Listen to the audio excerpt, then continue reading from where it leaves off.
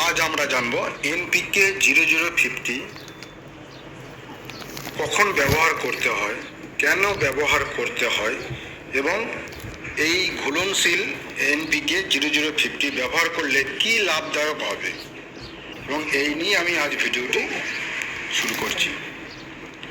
প্রথমেই জানতে হবে এনপিকে 0050 জিনিসটা কি এবং কখন ব্যবহার করতে হয়, কি কারণে করতে হয়, সেটা আমি এই ভিডিওর মাধ্যমে জানাবো। চলুন তাহলে ভিডিওটি না স্কিপ করে শুরু করা যাক।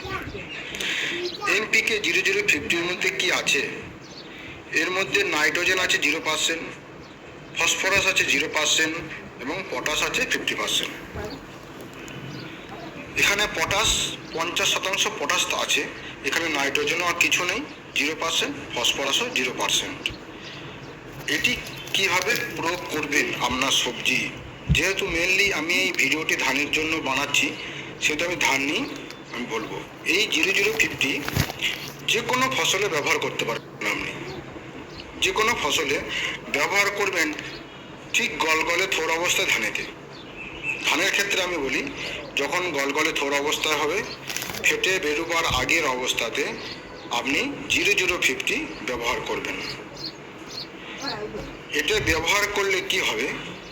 এটা ব্যবহার করলে আপনার ধান গাছের রূপ সেই সময় পটাশের ঘাটতি থাকে, ডেফিসিয়েন্সিগুলোকে আপনার পূরণ করবে এবং যে কোনো সবজিতে আপনি এটা দিতে পারেন।